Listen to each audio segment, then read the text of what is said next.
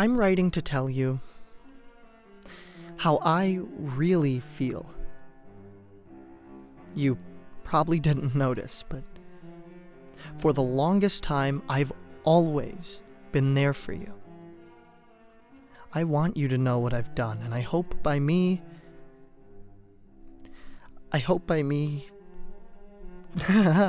opening up to you like this, you will hopefully feel the same way for me. And we can be happy together. Forever. I remember when we were both 13. When you first transferred to my school. As soon as you walked in, I thought you were the most beautiful girl in the world. When your tranquil blue eyes crossed mine, even though it was for a brief moment, as you scanned across the strange faces in class, I knew I wanted to be with you. Forever. But I was heartbroken straight away when you were paired off with some other guy to show you around the school. You didn't really notice me much. No. You were always with your group of friends who were so different to mine. And my group of friends.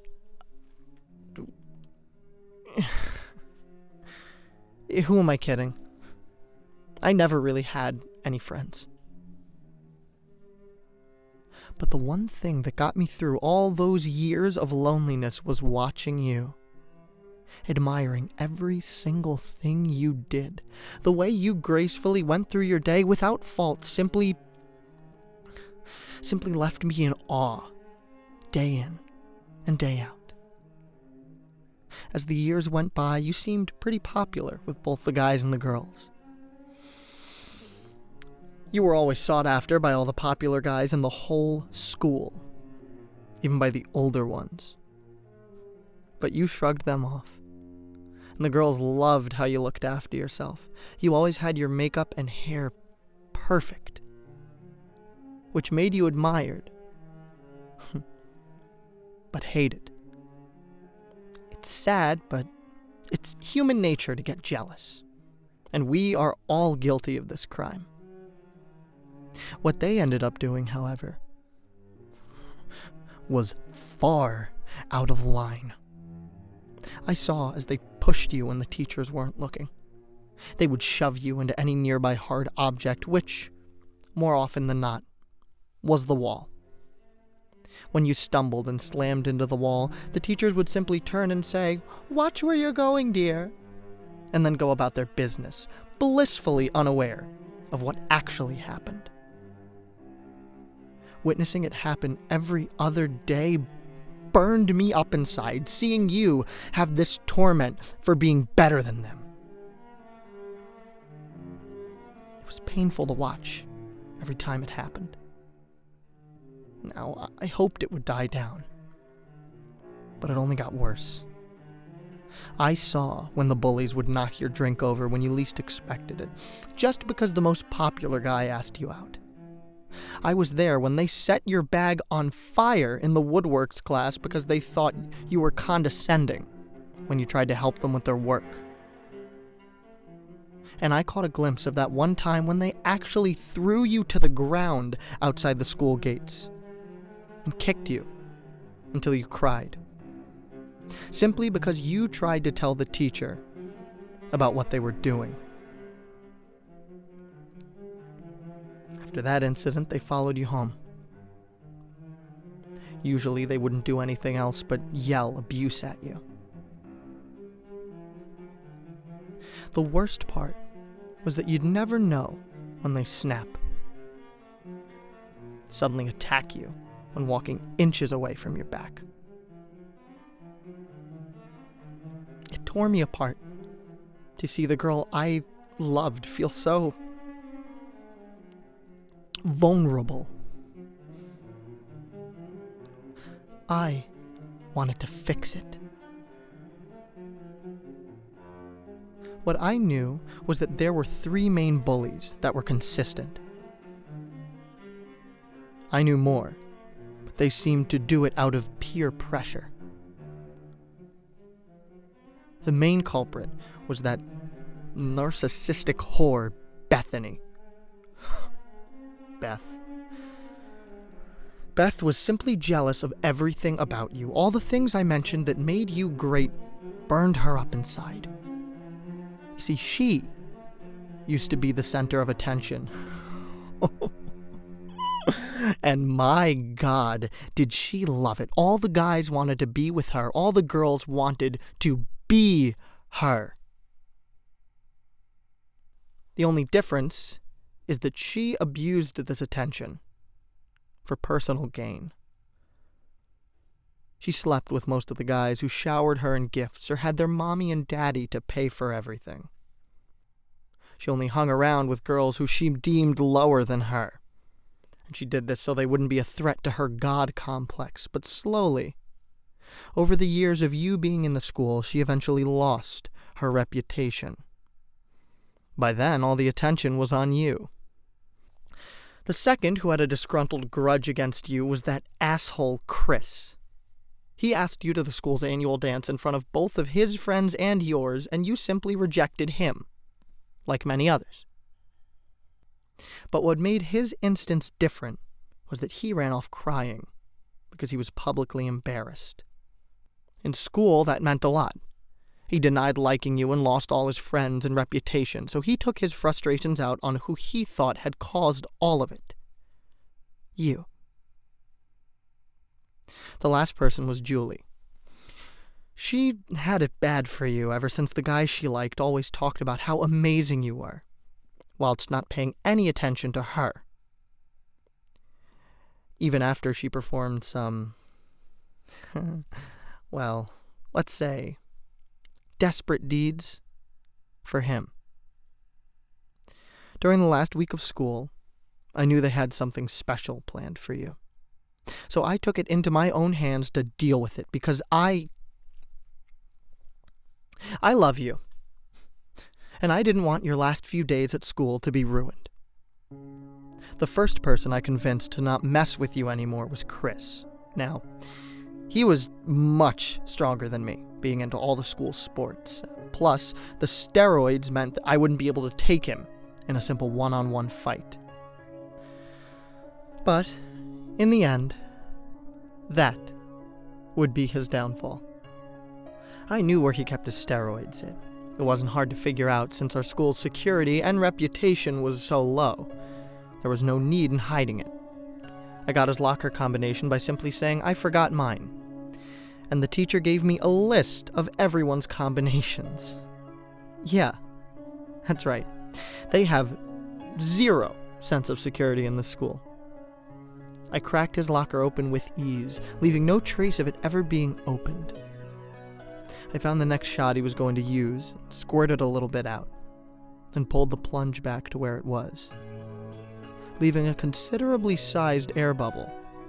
I figured Chris is no doctor, nor does he have any clue how everything works altogether. He just injects himself and trains in the school gym. I bought a pass for the gym and pretended to train. He eventually came into the gym, laughing hysterically with his new friends. Enjoy it while you can.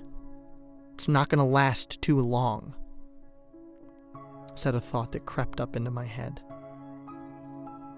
He went to his locker, and not long after, he came out dressed in his training attire, with a determined look on his face.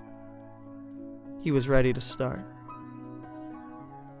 He was fine for a while, but eventually slowed down. He had a puzzled look on his face as his body slowly gave up, and eventually, the cardiac arrest settled in, and he was on the floor. People tried CPR, but there was no defibrillator around, since it was a school filled with teenagers. Who would expect a heart attack in a place like this? I smiled and walked out before the paramedics arrived. It was already far too late for him. Working my way up the list, Julie was next. She was always jealous of the way every guy liked you. I silently slipped through her window without her noticing. I knew her parents were out, so if she made a noise, no one would immediately come to her aid. I pounced on her while she was sleeping, pinning her down. I tied her hands to the bedpost and then her legs. I pulled out several jars from my bag, each one almost black. Upon closer inspection, you would begin to see small movement. They were full of all the creepy crawlers that one would typically find in the bottom of anyone's garden. I took my time filling these up with every insect I could find. I wanted her to understand all the pain you must have felt, all the time that she was shouting abuse at you, hurting you, making you feel lower than you really are. I propped her mouth open with one of those plastic rings a dentist would use for a long procedure. I slowly poured each jar down her throat. Every time, her screaming was a little more muffled by the buzzing and scuttling noises the bugs made as they adjusted to their new home. Tears streamed down her face as I repeated how all of this was for you. A few jars in, and I could feel the bugs in her stomach, which is where I had been sitting the whole time. By this time, she had pretty much passed out from the pain. When this happened, I'd wait, pour water on her face, and then slap her until she responded. For punishment, I'd take the ring out from her mouth and pour water down her throat, making her swallow all the insects and causing them to go into a frenzy of panic. Eventually, at some point during the 5th jar, the pain of all the insects burrowing into her internal organs, plus all the internal bleeding, caused her to pass away. But not peacefully, of course. I saved the worst until last. I had something special planned for Bethany. She was by far the worst to you. She made your life a living hell, and this was unacceptable. No one as perfect as you should ever have had the displeasure of knowing these people. So I carefully set the pieces and waited. One day, I got a head start. I skipped the last class, but no one noticed. Not even the teacher. Shows how much I was noticed by the school. By this time, I'd memorized her route home and waited in an archway. I knew she walked past this area every time. I waited and thought about what I was going to do. And how it was all for you. Although, I didn't have to think so much because I had already meticulously planned it all out. When I caught sight of her, I grabbed her, pulled her to the ground. Dumb whore was kicking and screaming, but in this point in her journey, no one was ever around. The archway led to an abandoned, derelict church. I dragged her away from the path into the building, so that no witness could intervene or find her body anytime soon. I did my routine of securing her arms and legs to a post, so I knew there wouldn't be that much of a struggle. After that, I gagged her, for I knew she'd make a lot of noise for what I was about to do. I slowly pulled out my knife, making sure she caught sight of its shiny glimmer. I placed the point of it on her lower leg and smiled as she reacted to the sharp point of the blade. I slowly pushed down, making sure the wound was clean as it slowly slipped into her flesh. It took a while, but eventually, the knife's handle was touching her skin. I took my time pulling it out, making sure the wound did not rupture with that easily recognized crimson liquid. that would have meant her death. And that would be too easy for her. As soon as the tip of the knife exited her body, I immediately wrapped the split up with a bandage, applying enough pressure to cut the bleeding down to a minimum. I then placed the knife a little higher up her leg, doing the same thing.